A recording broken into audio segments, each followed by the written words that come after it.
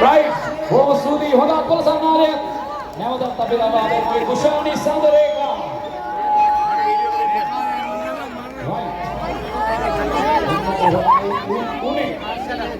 ඉතින් අපි මෙහෙම විනෝදනේ සින්දුවක්වත් කියන්න බැරි වෙනවා දැන් ඕම දුවත්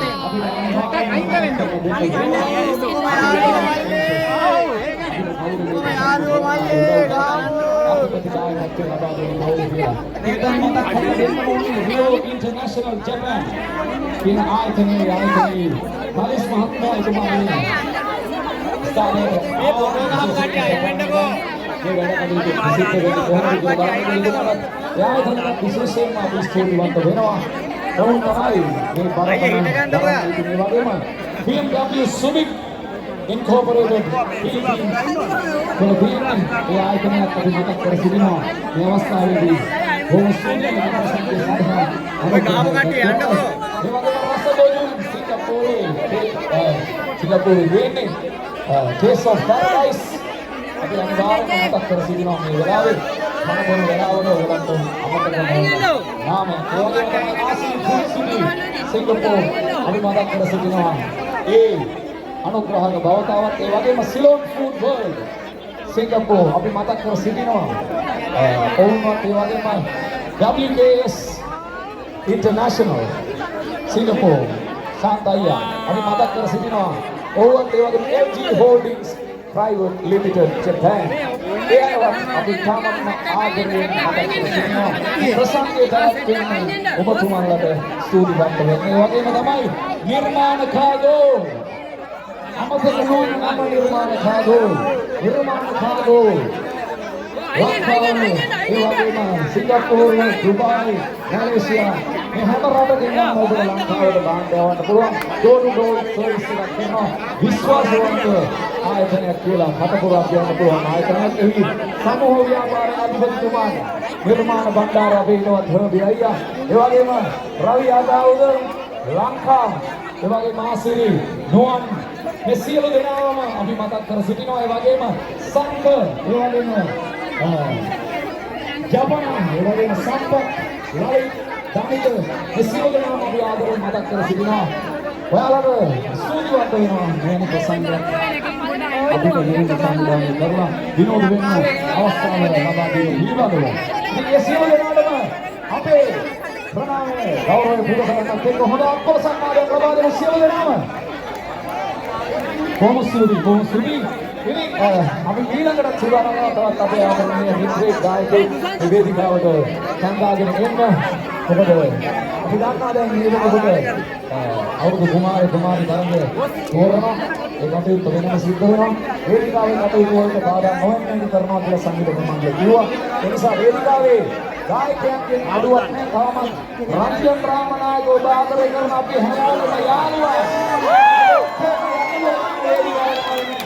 ඔහු වේදිකාවට එන්න සූදානම් බලාපොරොත්තු වෙනවා අපි ඔහුවත් මේ වෙලාවේ මතක් කරනවා ඒ නිසා කවුරුත් කොහොමද යන්න එපා අනිවාර්යයෙන්ම ඔහු මේ වේදිකාවට කාලෙකට පස්සේ මොකද අවුරුද්දයි මාස 7ක් හිටියේ කොහොමද යන්න විදියක් නැතුව තමයි අපේ නවතත් අපේ ආදරණීය රසවතා හිතවතාව දකින්න පුරුවන් වෙලා තියෙන්නේ ඉතින් මේ අවස්ථාව මිස් කරගන්න එපා අනිවාර්යයෙන්ම මෙතන ඉන්න කියලා අපි ආරාධනා කරනවා එහෙම කියන්නේ අපි ඊළඟ ශිල්පියාව වේදිකාවට ගෙන්නයි හදන්නේ.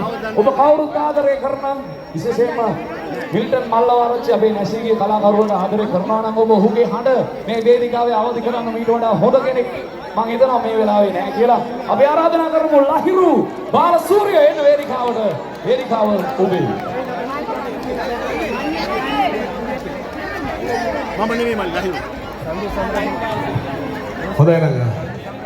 ලැබුවා සිංහල සාහිත්‍ය දොරටුවට ඔයගොල්ලෝටම ජය වේවා කියලා කරමු පස්සේ සිද්ධ වෙනවා. ජය වේවා.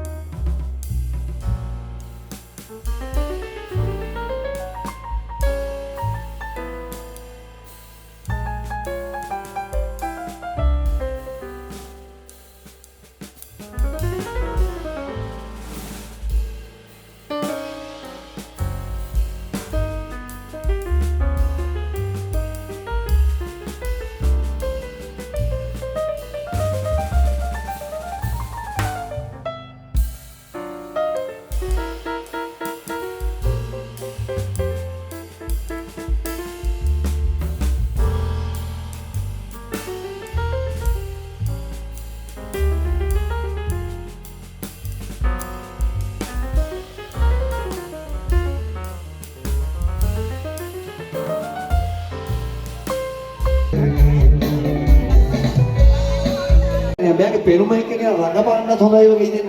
මෙයාද? ඕනේ නළුවෙක් වගේ නේද? නළුවෙක් වගේ. මෙයා ඈ මෙයා වගේම නළුවෙක් ඉන්නවනේ. මෙයා වගේම අයියගේ මයික් එක කො. ඔයක මයික් කිව්වා.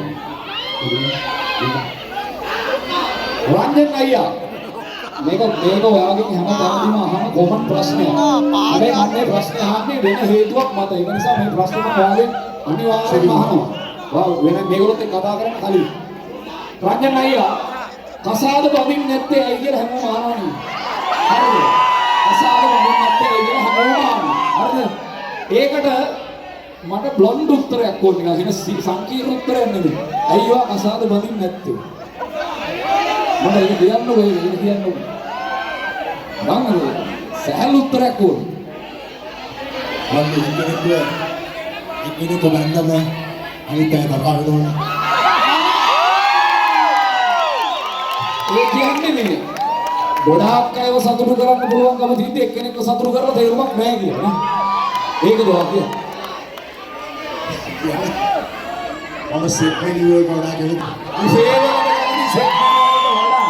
හරි. දැන් ඔය තර්කයේ උඩ ඉඳගෙනම මම රංජන් අයියගෙන් ප්‍රශ්නයක් අහනවා. රංජන් අයියෝ. ඔයාට දැන් පක්ෂ වේදයකින් තොරව JVP ද ශ්‍රී ලංකාද UNP ද පොදු පෙරමුණද පොහොට්ටුද මොකක්වත් නැතුව සියලු දෙනාම ආදරය කරද්දී ඇයි එක පක්ෂයක් තෝරගෙන දේශපාලනය කරන්නේ එහෙනම්?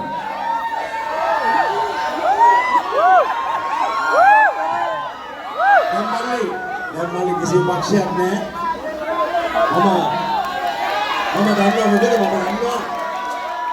මේ ඔක්කොම හොරුවන්නේ. මේ ඔක්කොම යාළු. ඊළඟ තනියම ගෙනත්. හරි. රංජන් මේකට වේදිකාව බාරයි. මෙන්න ඔබේ ආදරණීය ජනතාවගේ නළුවා රංජන් රාමනායක. ඔද්දි චරියාගෙන් මේ මයික් ඇතුළ වැඩි. චෙකිලා.